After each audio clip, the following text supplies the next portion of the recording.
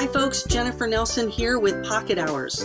Pocket Hours is the only podcast made by realtors for realtors. Come listen as I interview high-producing brokers to hear their best practices. And don't forget that while you are listening, you are also earning clock hour credit. Tune in every other week to hear from someone new, and please remember to tell your broker friends about Pocket Hours so more folks can elevate their business. Be the agent you would hire. Looking forward to having you listen in. Hey folks, Jennifer Nelson here with Pocket Hours, and I am interviewing Jeanne Sickel today with Homebridge Loans. She is a lender. I wanted to be on the show to talk about her expertise in D.A.D.U.s, Detached Accessory Dwelling Units. She has lots of experience in that. She has some great pointers in here about all the different options, things they offer to your clients that they may have never thought of. So it's broadening our horizons. It's potentially setting up some more transactions for us by way of just having more complexity, more options available to us when we come to clients and say, have you thought of this? One change to make is that Jeanne no longer is with Homebridge, but was bought out on April 1st. Homebridge was acquired by CMG Home Loans, and they are the largest independent mortgage banker out there. So she's excited to have made that change. When we first recorded this interview, that change had not happened. So I wanted to update that before you get to hear from her. So Jeanne Sickel with CMG Home Loans. We're excited to have her on the show. Welcome to the show. Glad you're here. Thank you. Thank you. I'm glad to be here. It's so fun because Jeanne and I have never met in person yet for lots of reasons, but our paths have crossed many times. For some reason, we haven't actually run into each other, amazingly so, because we know a lot of the same people. We're West Seattleites, et cetera, et cetera. So it's fun to actually meet you on screen. The listeners won't know this, but we're on Zoom looking at each other right now, and eventually we'll be able to meet in person. So I'm thrilled to have you on the show.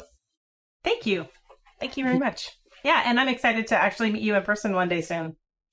Exactly. Coming up, hopefully soon. Yeah. I know. The reason Jeanne and I are going to be talking this morning on Pocket Hours is a couple. One, I want you to get to know her as a lender.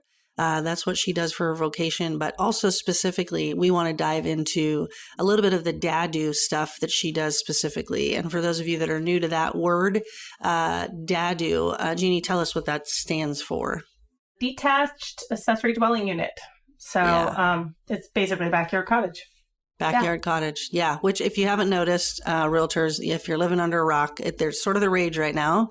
The tiny home, we'll get into a lot of those details later and how many people are using them in what ways. And then obviously Jeanne's going to be speaking about the lending that goes with that for people that don't think they can afford that and could really, really utilize it. She'll have some options for that. So without further ado, let's just jump in. Here we go. So, Jeanne, tell me a little bit about your family, where you live, pets, kids. What's the story there? I'm originally from Georgia and grew up in California, and I've been up in the Seattle area since 95, I think. I've been in West Seattle since 2013, and I live here with my wife and my 14-year-old dog, Hattie. Having an old dog is like having like an antique toddler. Anyway, it's a new experience for us. Yes, that's what I was thinking. But we've been here and we love West Seattle. So okay, what's the dog's name? Hattie. Oh, you said that, Hattie. And yeah. Hattie, what specific? Maybe not. We don't know if we can get into it on the show. But what specific things are we dealing with in old age for Hattie? Oh, yeah. It's just she's just old. She's okay. She's good. She's actually good. But, the hips and the liver levels and everybody in the world, including my dog, is on gabapentin, So, exactly. Yeah. Including your dog. I love it. Yeah, everybody. And how long have you lived in West Seattle? Been here since 2013. I worked out here before I moved out here. I was working down in Westwood Village at the Countrywide office that turned into the Bank of America office. So I felt like it was my home before it was my home. So okay, got it. Awesome. And so take me back to before you were doing lending work. So prior to doing what the work you've been doing now is, what were you doing? Nothing close to lending. Okay. I went to school in Santa Barbara and managed bands down there. And my parents told me I needed to have a real job. So I moved to Seattle and I worked at all of the classic places like the OK Hotel and the Backstage and the Tractor Tavern and cocktail waitress, bartended. I worked at Sunset Bowl, all of them. And it was fun. And then I got a degree in social and human services and I went to work in domestic violence. And I was in that for a while. And then I just got tired. It was time for me to get a real job and take a different turn. So, wow, domestic violence stuff, that had to be super intense. Yeah, I'm actually the board president of New Beginnings, which is a domestic violence organization here. So, yeah, it's a lot. So I didn't ever really step away from it. I just shifted into finance, naturally. You wanted to have some food with your meals. And so you decided to do domestic violence stuff and social work on the side, right? And volunteer and then do lending. Okay. Well, that's very cool. I didn't know that about you. That's neat. Yeah. What a great way to connect with people that really need support. So that's cool. Yeah, I'm proud to be part of it. They're a great organization. And growing up, my parents had a design build company. My stepfather always had these blueprints out on the dining room table because that was his office. And we'd buy these crummy little houses and live in them, and we'd fix them up and move out when they were pretty. And so that was sort of part of my upbringing. And so I always loved real estate. And then my mom went into real estate. She was in real estate for 20-something years in Sonoma, California. Recently, she's retired and moved up here. So I really wanted to be in real estate. I'm really glad I didn't. You all work really hard. And the nights and weekends thing, that's a lot. It's a lot. And not that I'm not available, but being available is different than doing the work. Mm-hmm. Yeah. So I had told my mom that I wanted to be a real estate agent. And she says, honey, it's really hard work. It's really hard work. So I was like, well, fine, I'll just be a lender. And I don't think I knew what that meant. Because I thought I would sit at a desk and people would come in and I'd write loans and that would be the job. And it's so much different than that. And I'm glad I didn't know, really what it was, because I think it would have been intimidating. I just kind of walked into it very blindly and with open eyes and a lot of energy. So, hey, that worked. That seemed to work. When did that start? How long ago? It was 2006. I started with Countrywide. Obviously that was fun. There were no rules. Yeah. I didn't have to know anything. Anyone that had a pulse qualified. We like it. Yeah, it was easy. Yeah, fast and easy. And actually there was a lot of benefit to me in that space because I didn't have to know anything. And so I learned it like bit by bit. And then a year later, the mortgage crisis happens and everything's locked down. And then not shortly after that, the CFPB comes and regulates everything. And so in a way that trajectory was a really nice soft launch into a regulatory environment that we're in now. And like, what are guidelines? Why do they exist? What are we trying to accomplish with borrowers and that type of thing. So. Yeah. I love it. I feel like there should be like a badge or something that we get to wear, right? If you went through 2000, if you were licensed either as a lender and or a realtor, that you got through that time period and still are still doing this work, right? Because that was one hell of a ride. Well, we got thrown a life raft. I mean, essentially with the whole HARP loans and the affordable lending things where you didn't have to qualify people if you could improve their payment. So lenders were given that pass and realtors weren't. There was nothing to save them. So yeah, you definitely deserve a badge for that. Lots of badges here. And in a good way, as we all know, it sort of weeds out the industry to say, hey, are these people serious and are they going to be able to stick it through? And there's a piece of that I liked when I meet people that have been doing this as long as you and I have to say, oh, we have some history, some experience behind us. It hasn't all been right like it has been in some years where you feel like everything you touch turns to gold and you don't have to work that hard. Right. We've been through the times when you don't know if you're going to eat, what meal you're going to have next. And, oh, we made it. So yay, here we are. I like it. Well, and it was interesting. 2022 was kind of my entire career. And you may feel the same way, Jennifer, but it was my entire career in 12 months. So the first half of the year, it was like, waive the financing, waive the contingencies, go for it, pay more than list price, compete with offers. And then all of a sudden it just stopped. And it was like, okay, so now we're going to talk about a 2-1 buy down. We're going to talk about buying the rate down. We're going to talk about seller credits. How much can you get?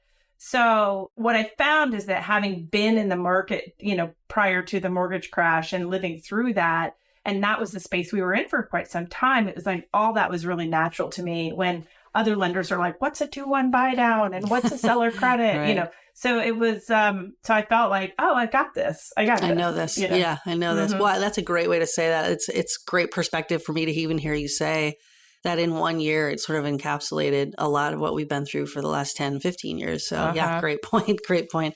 What a weird thing to start off a year in 2022 at 3% and ended at 7%. Never in the history of my career. And I think historically speaking, has it more than doubled in one 12-month period. So that was intense. It was very intense, and trying to educate buyers and real estate agents around, yes, the environment is dictating we're buying points again for the first time in a decade, and just walking people through it and like, yes, check back in with your buyers because what they qualified for yesterday, they might not today. How can we solve that problem? Yes, let's talk about adjustable rate mortgages again, which are can be a risky loan, but not if you're educated around it and understand what the goal is. It was a pivot like I've never seen. So yeah, you have to be on your toes. So talk to us about those first. So it's 2006, but let's just do it like chunk it out a little bit. 2006 to 2010, your first 5 years, 2011. Your job is similar to ours as realtors. And so you're speaking to a group of realtors that are listening to this call in that we have to build our business, right? Like you were sort of saying at the beginning, you're thinking you're going to sit at a desk and people are going to walk in and your phone's going to ring and you get to help people. And we so know, right? That's not how that works. So what would you say to sort of the newbies on the call to say, what do you think you did right in building your business?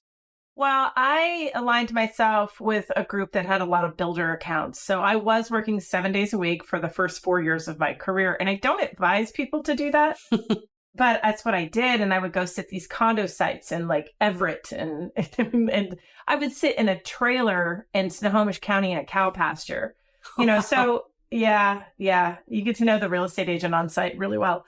So, so we did that for a couple of years, and I have a little PTSD around that now, I've realized, but getting to know the builder platform, and we were all in, my group was all in on this builder platform stuff. So when builders dried up, then it was like, where do you go to get business? Like, where do you go now? Where do you go now? I ended up getting a bank branch. I was working for Bank of America, not by choice. They bought me.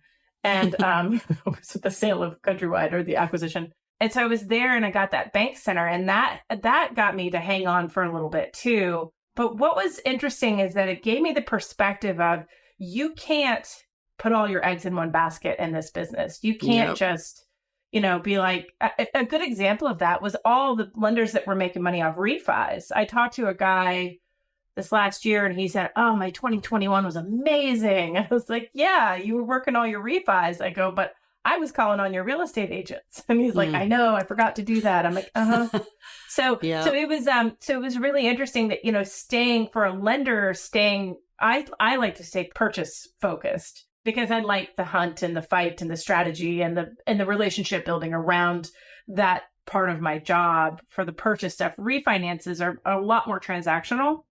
That doesn't fill me up the way a purchase does. So I've always stayed really purchase driven. And in 2020 and in 2021, when we had all-time low rates, I know that's overused, but it was really true. I really stayed focused on my purchase because I love it.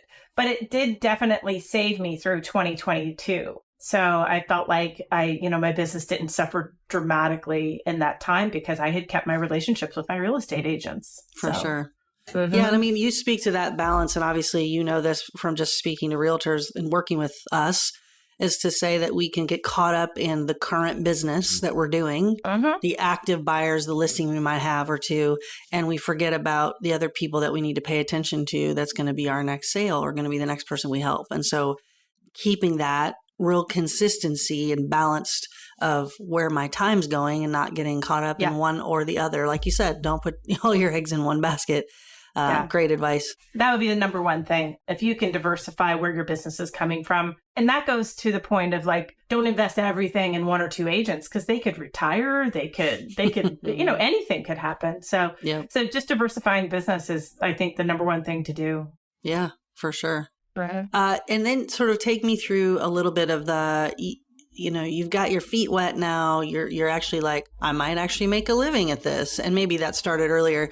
But then you sort of turned a corner, I would imagine, into, oh, I'm going to make a real decent living in this. And what do you think made the difference between someone who might be plateauing at a certain level and then they really want to get to the like, oh, I'm good at this, right? And it's showing up in my production. Yeah. That's a good question. In working for a big corporate bank, there was a lot of fear in that where the message was sent to me that I needed them for leads and I needed to stay there. So I really focused on building my database as far as like, who have I worked with that really likes me? And, and who are these people? Where are they coming from? So tracking that information was real important. But when I switched over to a community bank and more mortgage bank, I left Bank of America and went to MetLife for 3 months until they got rid of their mortgage division. And I stayed with that whole group all the way through the MetLife, Home Street to Homebridge transition. So I've been with that same group for over 11 years.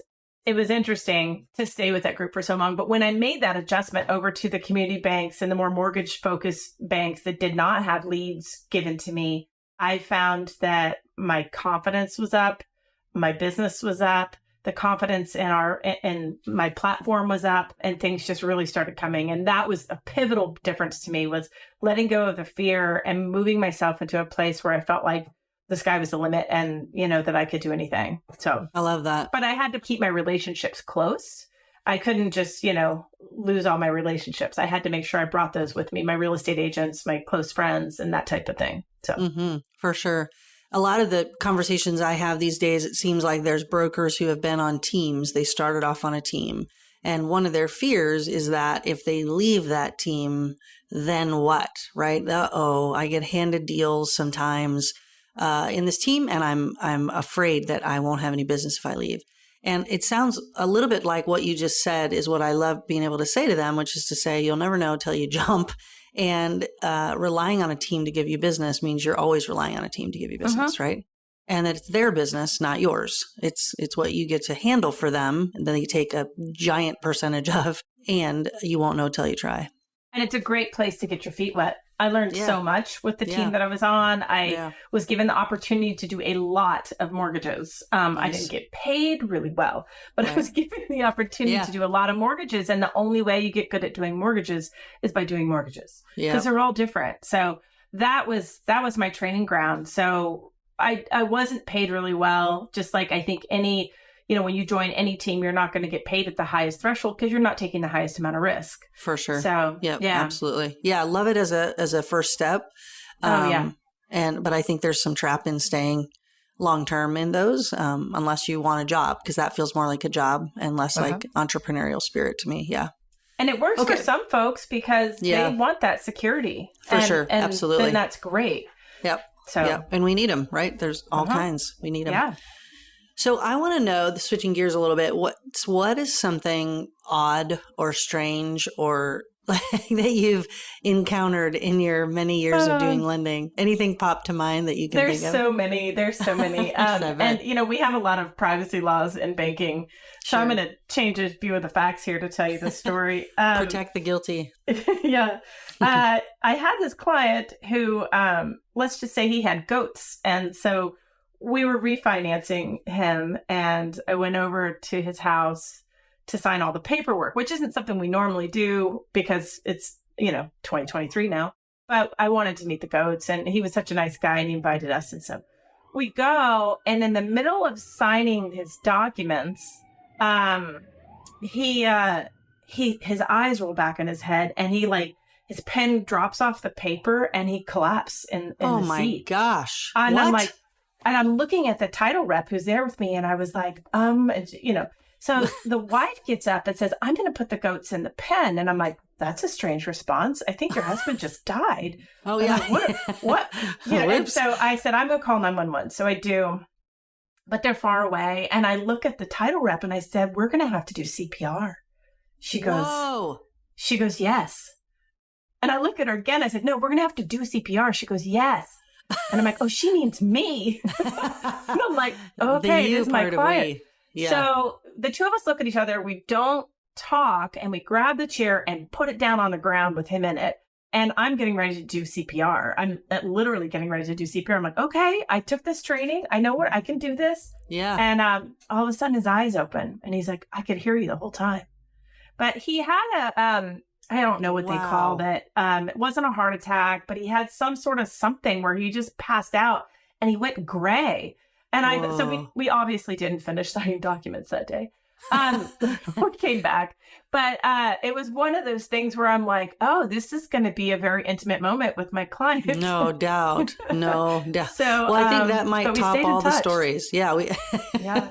And it was during that time that Home Street was doing those banker commercials where the banker would get up and like defend him in a bar fight or something. And I was like, yeah, I'm the banker. Yeah, so, give CPR here. Yeah, almost. I am so glad I didn't have to. Yeah. You go the extra mile. That's like serious level of service there. I know. That is crazy. Oh my gosh. Well, I'm glad he stayed alive and I'm glad you didn't have to do CPR. That's like other duties as assigned, right? Is that on your job description? You're like, by the way, you might have to. Crazy town. I love it. By the way, I could do your mortgage and I know CPR.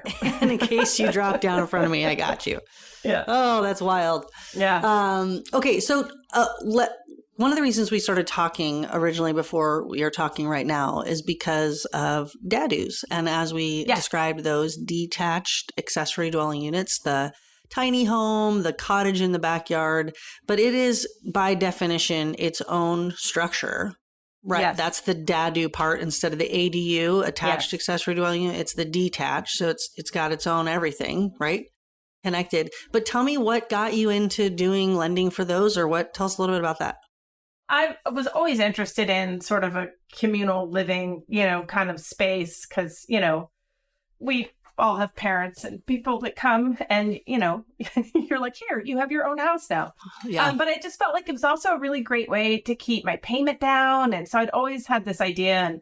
And then with the city of Seattle, they were actively, this was probably in 2016, they were actively looking, I'm guessing at that date, but looking at changing the guidelines around what it took. And so, they've changed them dramatically, even since I built mine, because we did build one and we finished it in 2018.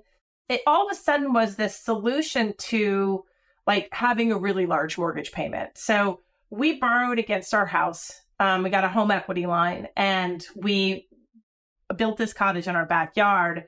And with those two mortgages, I think, and granted, I bought my house earlier than today, it was in 2013. But our total mortgage, I think, was like $3,500. And the backyard cottage was generating about $2,000 a month in income. So now that's allowing me to live in my house for $1,500 a month. Right. And that math can change depending on how you rent it and where you rent it. But I was just really interested in that. And then COVID came, and I think people really fundamentally changed how they viewed their homes because this was your home was your castle now. It was your safety. It was everything. So we were able to have friends and family come visit us during COVID because they could stay in the cottage and we could meet out on the deck and, do whatever. So it really, like that first year wasn't as hard for us as I heard, it was for other people just because of the isolation. So that was one of the reasons why I got really interested in it. I have this idea that, when I'm old, all my friends and I are going to buy this land and build all these little houses and we'll all live there together, Yeah. We'll see if that happens. Pocket Hours is brought to you by Scout Real Estate. Hi, I'm Jennifer Nelson, owner at Scout Real Estate. I started this firm with the vision of doing things differently, with our focus on legendary service for our clients and creating a community of producing agents to spur each other to do higher quality work. If you are interested in learning more about how a small group of like-minded brokers have come together to have some fun while doing a lot of business, reach out to me, 206-227-7966, or email jennifer@scoutrealestate.com. I promise you this, fun is a high priority for me, but so is winning. So if you appreciate those two things, you might be interested in Scout. Looking forward to hearing from you. So Fannie and Freddie, your lending gods who make up all the rules, say they didn't recognize what an A.D.U. or a D.A.D.U. was. So they recognize multifamily homes. So you got your duplex, triplex, fourplex for residential lending, but the down payments on that are 15 to 25% on conventional loans. So there are some restrictions. Plus your taxes are higher. Plus the purchase prices on true multifamily homes is higher. And there's a lot of advantages to those as well, but there are not as many out there. And now you can have this single family residence that's priced out as a single family residence that, can allow as little as 3% down, 0 on VA, but I'm just talking about conforming loans. And now you're allowed to use that income from that ADU or D.A.D.U. So either one, it doesn't have to be detached, but it has to be an ADU. So you really want to look at that, make sure your lender looks at that too. But you can use that income to help qualify the borrower for the home. And I think what makes this interesting is when you've got buyers that are like, I have 20% down or more, but I really don't want my payment to be over $2,000 a month. And you're like, this is going to be hard, even though you have a large down payment. I've taken this example for some folks. I said, instead of us looking for a $600,000 home that you're going to need to fix up or whatever, and your payment's going to be $3,000 a month or whatever. I said, we now can go ahead and say, let's look for an $800,000 home and then have this passive income. And that creates the payment that you want. Right. And that's been a really interesting conversation. Mm-hmm. So for sure, it's kind of a game changer that way. You and I know, had spoken prior to this also. Just I have a couple of these. I have a couple rental properties, and on each rental property I have, there's 2 units, and I've done that on purpose. Yep. So that they are, both generating income, and then if one's vacant, the other one's paying the bill. So being able to, especially for realtors that are listening to this call, if you're going to invest and fund your SEP and do all the things you should do for your retirement, right? But if there's a way for you to put one of these anywhere that you own property, it certainly feels like it's an all-win situation for you. Even if you're like, I'm not really an Airbnb person, I don't want random people in my backyard, get it.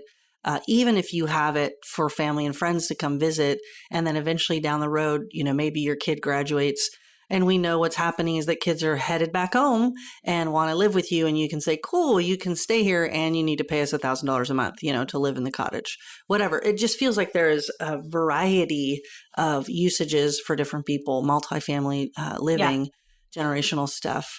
So if someone comes to you and says, we did find this property, it is $850,000. It has a D.A.D.U. on it. What does that change in terms of the lending? So that do the underwriters say, we know this could generate or has generated this much income in the past, therefore they would do a rental schedule on an appraisal. So just like you're buying an investment property. So instead of, your appraisal will be more expensive. Okay. But that's the downside, and then the upside is that if the rental schedule comes back and says this earns $2,000 a month, then the lender is going to use $1,500 of that. So 75%, because they're calculating for that 25% vacancy rate and maintenance and whatnot. But that's huge. That's huge if you give somebody $1,500 a month to help qualify for their payments now. Yeah. So that's how they do it. But you're still got single family pricing. You don't have multifamily pricing. That is a big lift, especially right now. And you still have the single family guidelines. Now, Fannie and Freddie said that they acknowledged ADUs and D.A.D.U.s a few years ago, but it was all income limited, where they were saying, okay, so now we've got $2,000 rental income from this plus your salary. Oops, you're over the area median income. You don't qualify to use the rental income. And, it was almost like threading a needle. We were never able to get anyone to fit into that space. And now Freddie's like, you know what? These are real rental properties, and we're going to acknowledge them as such. And there doesn't need to be an income limit on that for people. So I think that's a big lift. Yeah, for sure. For sure. And we spoke about this too. I have one property that I'm interested in separating the tiny home in the back and the front home into 2 different parcels. And then after speaking with you and a couple of other folks, the condoizing as an option to say, if down the road you do want to sell this rental or this tiny home, this cottage that you've built, one way to do that is to not just sell it with a home in front as one parcel, right? It's to say, hey, there's an opportunity for you to make more money if they're 2 quote unquote separate units. Yeah, absolutely. And I think people get hung up on the word condo. They're thinking, but it doesn't look like a big box. And this guy, condo is just, for these purposes, it really is addressing the paperwork that's involved. And a great example of this is there was this cute little cabin for sale. It was in the woods. It was the most darling thing ever. And it was like, I don't know, $500,000. It was for sale in the woods on Bainbridge. And I'm like, oh, this is amazing. It was on 2 acres. I'm like, why is no one buying this? And it was on the market for several months. And I looked it up and I'm like, why are there $600 HOA dues on a cabin in the woods? And so the more I dug into it, I realized these people owned a 2-acre property. They had built this cottage legally. Probably, I'm guessing, didn't want to sell their main house, but wanted to have an influx of cash. So they went ahead and condoized the property, meaning they put all the paperwork in that says that, this is a shared parcel and this is a condo now. And, the $600 covers probably, my guess is for that particular property, the utilities. Because how are you going to separate the utilities? Because you don't have 2 separate meters and, that type of thing. So that $600 is probably paying water, sewage, garbage, electricity, gas, whatever. And then that's how it was structured. But really interesting when you take it to that perspective and then you put it back here in the city and you go, oh, you really could condoize this property and sell these both for more. We're starting to see builders do that too, where they will have like what looks like a really big single family home and then this little tiny single family home, and they're both condos. It's a different concept and you have to sort of shift your head into identifying what is condo in this circumstance, but it definitely can allow you to make more money on the sale of a home. I'm not advocating for this necessarily. I like that it's an option and I think it could work really, really well. I'm curious to see if we fast forward the clock 10, 15 years, will this be a more common thing? Yeah, for sure. For sure. In Columbia City, where I used to live, there was a single family home on a double lot. Sold it. And the next thing you know, that's that house and 5 others that they fit onto the, cottage, tall, skinny homes, but all detached. And then just condoized it. So I think what I'm trying to say is we have narrowly, at least I have narrowly defined condo by a tower downtown that you take an elevator to your floor and walk down a hall. And that, that's what condo means. But it's expanding that definition for me, at least, to say, oh, all that means is that it's sharing the parcel and that there's some agreements, those covenants and restrictions, all of that to make that work. And that's a viable option. I love it. So you have, do you do yours for an Airbnb, your cottage? Is that what you do? We rented it initially to somebody for a year. We were tired because we did all the finished work ourselves. You don't save money when you do that. But so we did it. It was fun. I feel like I'm really invested in that cottage. And we have a lot of heart in it. And we absolutely just adore it. So we rented it to a gal for a year.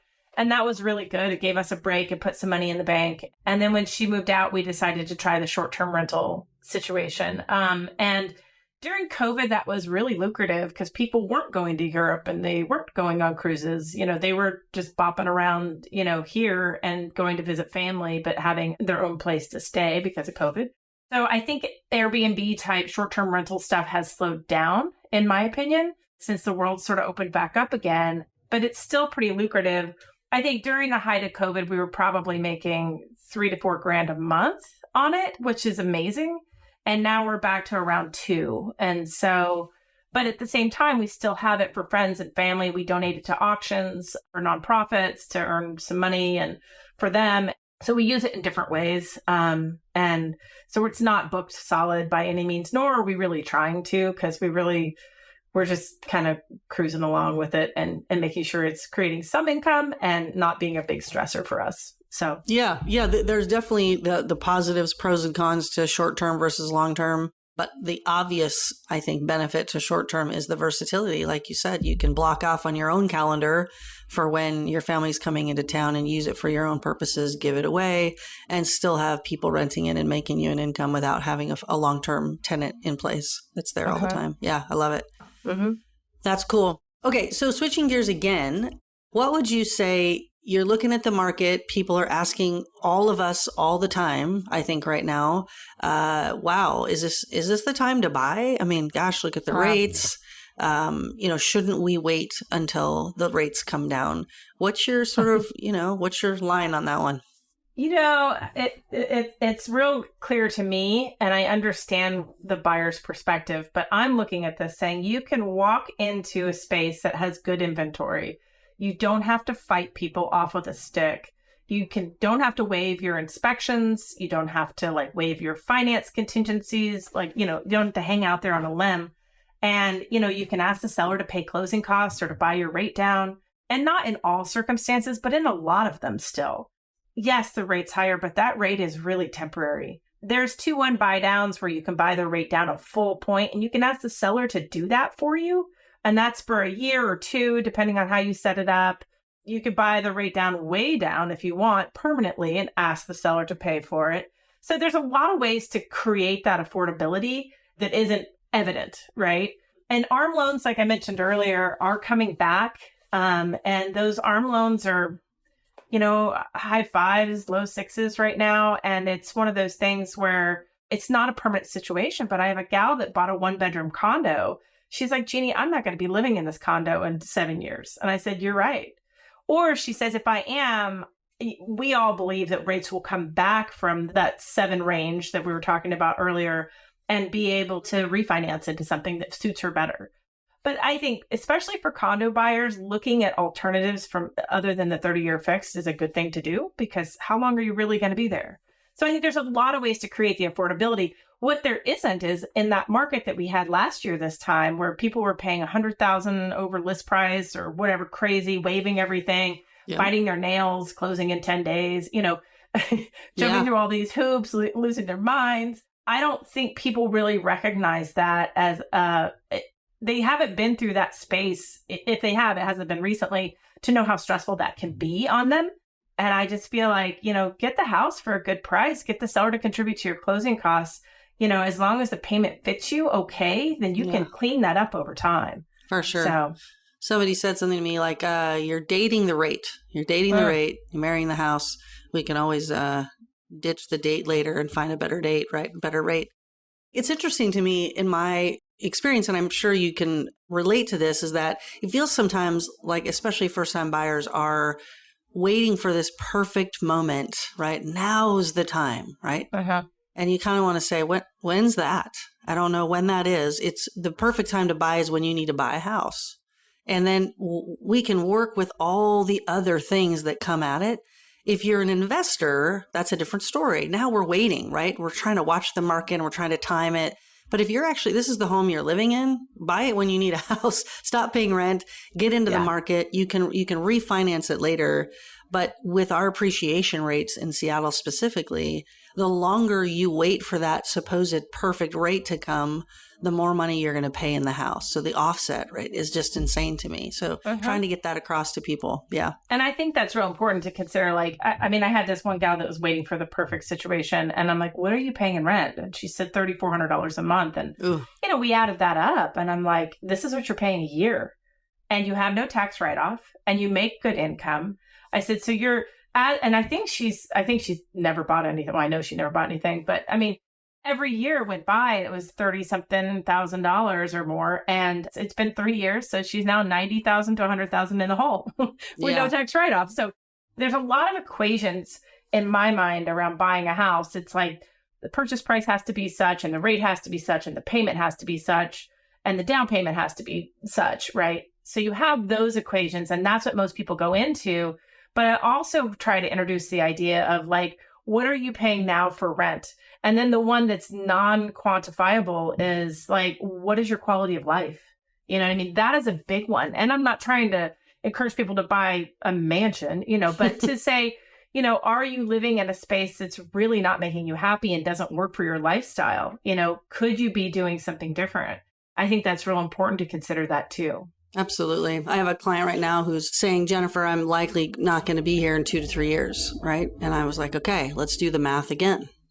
Even if you buy a house and in 2 years decide to go, in my opinion, can't promise you anything, but in my opinion, you would be at least breaking even and living for free for 2 years instead of what you're going to throw at your rental rate for 2 years. So it's that uncertainty, potentially somewhat of a millennial mindset of, I don't know what's next and I don't want to get locked in.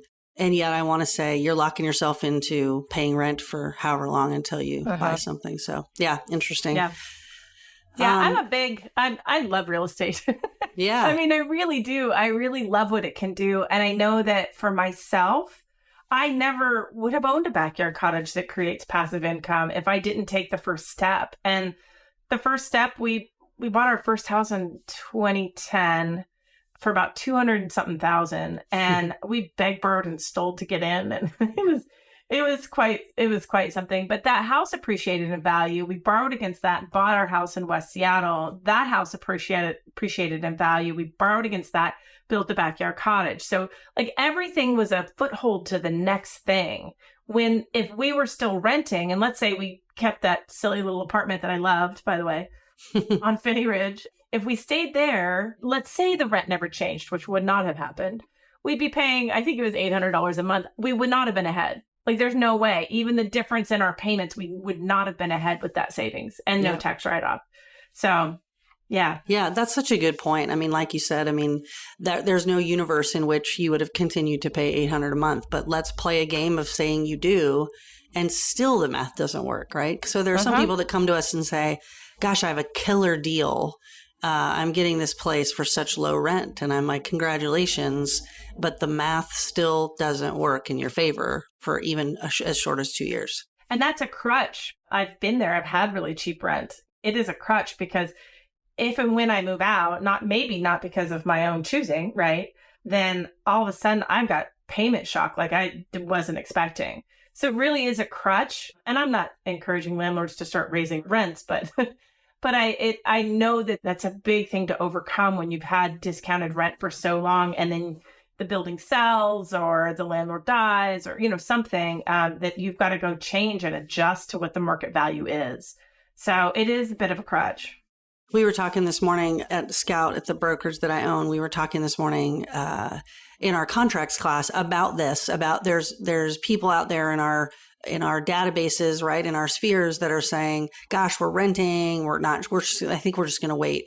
And one of the things we talked about was being able to say, hey, there's lots of reasons why the timing's right for people to buy or sell, whenever that happens, right?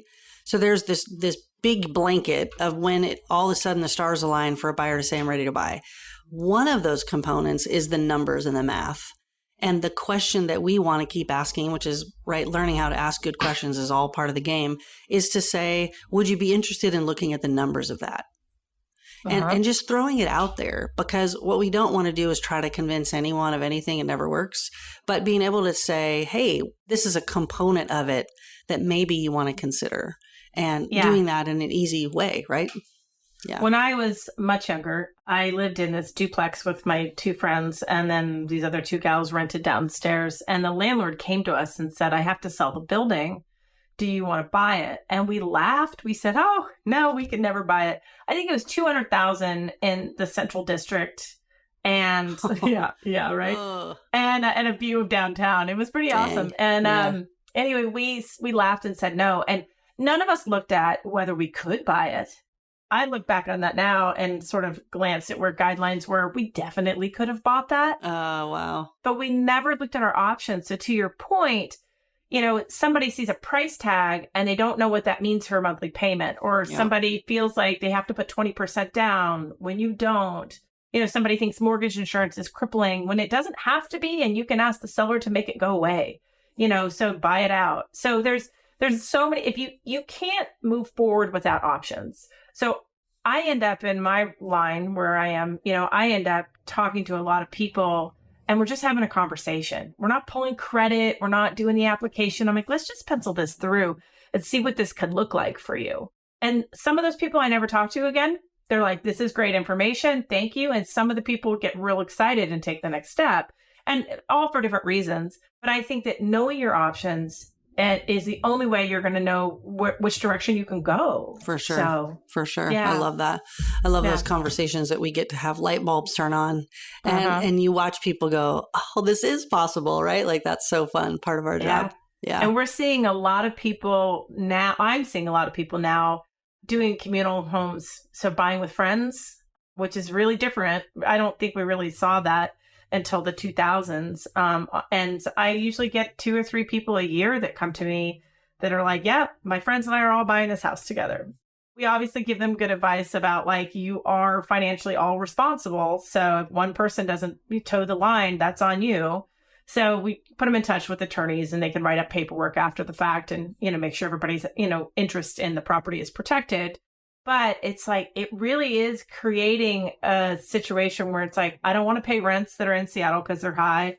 and I want to own something and have an asset in something, and I want the tax write-off. And so it opens up that other conversation. So we had 3 families a few years back. They bought their landlord's house for $1 million. None of them would have bought $1 million house. None of them. And here they all are, and they were renting it from him in the first place, so they didn't even have to move. Yeah, right. So it worked out really well. Mm-hmm. I just had clients that closed. Their son works in West Seattle, and he was paying the rents over here, right? His landlord just said, we're upping the rent. Here it is again. And his parents were like, wait a minute. So they called me and they said, what if we bought a place and he was our tenant? Like, at least somebody in our family is making money on this, right? Uh-huh. And there's some flexibility because they're related. But at the end of the day, they were like, well, gosh, if rents are what they are, why don't we go ahead and take advantage of that? And it's smart for those of you out there that have clients that have kids moving back home, or kids in an age group in their early 20s that are out there working and renting, and the means to be able to find out if you can rent to buy a house for them. Or buy a house for you that they rent, right? And keep it in the family. So, and it doesn't even have to be an investment property by definition. It could be owner occupied, depending on how it's set up and who's on the loan. There are a lot of parents that will now today buy their kids a house in college, where their college town is, and then that kid's there for 4 years or whatever. Then they could sell it. And, with it being owner occupied, they may not have to pay capital gains on it. So there's a lot of, and you think about, God, I went to school in Santa Barbara, and I shared a crummy apartment it was a 2-bedroom apartment, and there were 6 of us in there. And I think we all paid $500 a piece. And this is a long time ago. Wow. So I'm like, thinking about what those rents are today, it was like, wow. Well, yeah, somebody's parents should have bought a house to have us all rent, because they would have made out. That's right. So, that would have turned out really well. It would have been really good. So that's great. Uh-huh. Well, Jeanne, I'm so glad that we got to meet on Zoom and chat for a little while. And I'm grateful that the brokers that tune into this podcast on Pocket Hours get to hear about a lot of different options. Thanks for sharing your wisdom and expertise. And it'll be good to actually meet you live soon. I agree. Thank you. Yeah, I'm excited to be on here. I've heard a lot of great things about what you've been doing. And so I'm really thrilled to be part of it. Awesome. And listeners, if you want to reach out to Jeanne Sickel, she's with Homebridge, and you can just Google her away and find her info and hit her up with all these great things she's brought up. There's lots of options to reach out to your clients and get some of these transactions going. So thanks again. Yeah, thank you. Thank you so much for listening in to Pocket Hours. I hope this has been interesting, fun, made you laugh, made you think, spurred you on to do and implement some new things in your business. I appreciate your time and hope this has been a good use of it, period. Now, go be the agent you would hire.